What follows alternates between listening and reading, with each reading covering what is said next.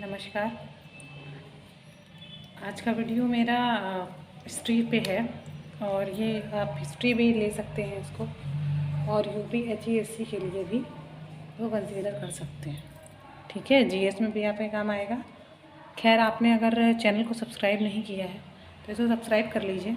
छोटा सा वीडियो होगा और बहुत काम का है और हर जगह है, इवन मॉडर्न हिस्ट्री में तो हर जगह ये पूछा जाता है। तो आप लोग इसको खासा ध्यान रखिएगा कि मॉडर्न हिस्ट्री के लिए इम्पॉर्टेंट टॉपिक है। ठीक है, इसको हम लोग हिस्ट्री में मेनली करेंगे मॉडर्न हिस्ट्री के लिए। फ़िलहाल हम लोग ये है टॉपिक हमारा ब्रिटिश कालीन भू राजस्व व्यवस्था। अच्छा, ब्रिटिश कालीन का क्या मतलब है कि जब हम आज़ाद नहीं हुए थे तब की बातें ये चल रही हैं। तो सबसे पहले आई क्यों और ज़रूरत क्यों पड़ी। एक्चुअली था ये कि अंग्रेज़ किसी भी तरह लगान वसूल करना चाहते थे और वो लगान ज़्यादा से ज़्यादा उनके पास आए, वो यहाँ का पैसा ज़्यादा से ज़्यादा अपने यहाँ ले पाएँ या अपने पास रख पाएँ। तो उन लोगों ने तरह तरह के तरीके निकाले। तो वो तरीके इस रूप में आए कि भू राजस्व हम लेंगे तो हम बहुत अच्छे से इतना परसेंट ले लेंगे, उतना परसेंट ले लेंगे। अभी जब हम आगे बताएंगे तो बताएंगे कि कौन कितना परसेंट ले रहा था और पूरे भारत को किस तरह से इसने लूटा खसोटा और क्या बुरी हालत किसानों को हो गई थी, क्या प्रभाव पड़े इसके। तो ये छोटा सा वीडियो होगा, पूरा देखिएगा, काफ़ी इंटरेस्टिंग है क्योंकि भाई अत्याचार तो हम ही भारतीयों पे हुए ना, तो हम लोगों को तो पता होना चाहिए ना। अगर हम उनकी पीढ़ी हैं तो हमें मालूम होना चाहिए कि क्या किसने किया, क्यों किया। क्यों किया तो मैंने बता दिया, क्या किया ये देख लीजिए आप लोग। सबसे पहली चीज़ हम लोग ये जानेंगे कि कितने प्रकार की थी हैं। ये 3 प्रकार की थी। स्थायी बंदोबस्त, मैंने पूरा नहीं लिखा है, बंदोबस्त बोल रही हूँ, लिख लीजिएगा। रैयतवाड़ी, महालवाड़ी। अच्छा, मैंने हैप्पी धनतेरस नहीं बोला आप लोगों को।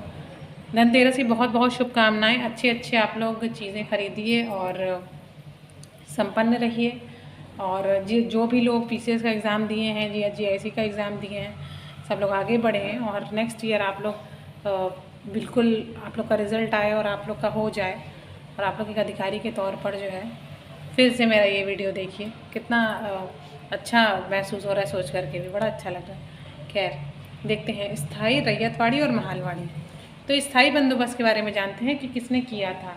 लॉर्ड कार्नवालिस ने इसको सबसे पहले लेकर के आए। सबसे पहले क्या मतलब मेन यही थे और 1793 में लाए थे इसको। 1793 क्या उन्हीं के टाइम पे था, तो 1793 ये समझिए।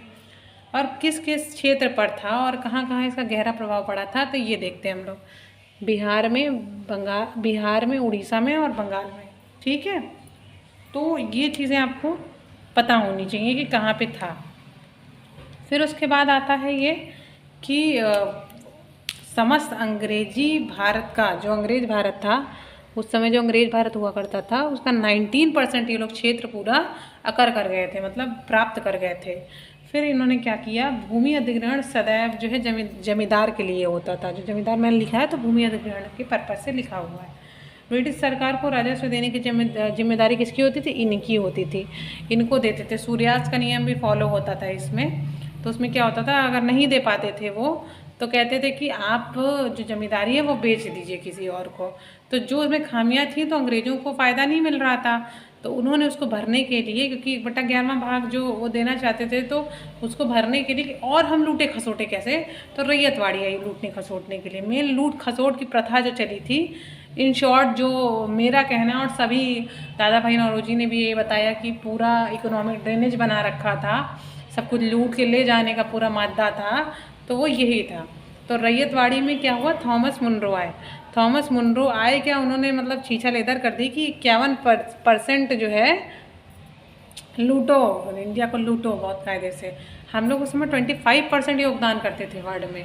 सोच के देखिए, यूएस भी उतना नहीं करता है इस समय, 16-17% पे है और हम लोग 25% करते थे। सोच के देखिए क्या क्या मतलब हम लोग का दबदबा रहा होगा और किस तरह से हम लोग को लूटा खसूटा गया। ऐसे थोड़ी ना सोने की चिड़िया कहा गया कि सोने की चिड़िया कहीं लगी थी, लगा कुछ नहीं था। बचपन में हम लोग को रहता था लगी है, ऐसा कुछ नहीं होता है कहीं लगी थी। तो उसके बाद ये रैयतवाड़ी पे क्या हुआ, बम्बई, मद्रास और असम वाला क्षेत्र इन्होंने कवर करा। फिर उसके बाद किसान इसमें जिम्मेदार होते थे कि आप लोग दीजिएगा। कर की दर देख लीजिए, बदतमीजी इनकी 35 से 55%, 55 है ये। मतलब अरे यार लूट लो, तुम लोग दे ही क्यों रहे हो उसको, मार ही दो ना, इससे अच्छा वो भी वही वाली स्थिति आएगी आगे। अभी देखिएगा जब हम लोग ये फिर विलियम बेंटिंक महालवाड़ी में, ये थोड़ा सा लिबरल, थोड़ा सा कह सकते हैं भाई, अंग्रेज शासन कर रहे थे उस समय तो लिबरल तो होंगे नहीं, उपनिवेश उन्होंने बना रखा था। इतने ही लिबरल होते तो भाई उपनिवेश ही क्यों बनाते, साम्राज्य फैलाना था उनको तो क्या कर रखा था कि उन्हीं के संसाधन का उपयोग करो, लूटो खसोटो, सिंपल लैंग्वेज में मैं तो कहूँगी। फिर ये कहा अपने उत्तर प्रदेश में, फिर बाद मध्य प्रांत, फिर पंजाब। अरे क्या बताऊँ मैं, फिर 30% था, ये तो चलिए कम आया, छीछल इधर जो थी वो कम मची यहाँ पर इसके कंपैरिजन में, ये तो बहुत ही हाई पीक पे पहुँच गया था। इधर भूमिक कहलाते थे जो करते थे, और अब देखिए कर किधर 60%, 40% जो छोड़ते भी थे, तो ये नहीं कि उनके लिए कुछ बच जाता होगा, बेचारे क्या खाते होंगे, क्या देते होंगे, क्या लेते होंगे, कुछ अता पता नहीं था। तो इसका आप देख लेते हैं प्रभाव क्या पड़ा। ठीक है, मैंने ये नहीं बताया, ये 1822 में हुआ था, आया था, मतलब इसको याद रखिए, सबसे पहले ये था, फिर 1822 में ये आया था, फिर 1833 में ये आया था। बेंटिंक तो आपको याद होगा राजा राम मोहन राय के टाइम के थे। और मैं एक और चीज़ बताना चाहती हूँ, थोड़ा बीच में रोके, कि पीसीएस का मेंस का जो पूरा कोर्स है वो हम लोग कवर करेंगे। आप लोग नीचे कमेंट सेक्शन में बताइएगा, जो लोग भी जुड़ना चाहते हैं चैनल से या जुड़े हुए हैं। तो ऐसा नहीं है मतलब पेड बुक भी होगा तो बहुत महंगा होगा, बहुत ही सस्ता होगा, बहुत सस्ता, जितना आप लोग मतलब सोच भी नहीं सकते हैं, कि आराम से हर एक इंसान जो है उसको कवर कर पाएगा और कोई भी उसको ज्वाइन कर पाएगा, और काफ़ी अच्छे से आपकी तैयारी करवाई जाएगी। और जो भी चारों पेपर हैं, एथिक्स का पेपर है या फर्स्ट पेपर है जिसमें आपका हिस्ट्री वाला पोर्शन, ज्योग्राफी, सेकंड पेपर आ गया, फिर थर्ड पेपर आ गया, उसमें विदेश नीति जो आएगा, थर्ड पेपर में आपका साइंस टेक आएगा, और भी है इकोनॉमिक्स है, तो वो सारी चीज़ें कवर कराई जाएंगी। आप लोग बिल्कुल परेशान ना हो, पूरा कोर्स के साथ, पूरा आपका सिलेबस के साथ सब कुछ बताया जाएगा। ठीक है, तो चैनल के साथ जुड़े रहिएगा। फिलहाल अब देखते हैं प्रभाव क्या क्या पड़े। प्रभाव देखिए, पारंपरिक अर्थव्यवस्था, मतलब जो सामान बनाए जा रहे थे, जो कुछ हो रहा था उसको तुम लोगों ने तमीज़ कर डाली, मतलब आप लोगों ने नहीं, अंग्रेजों की बात हो रही है।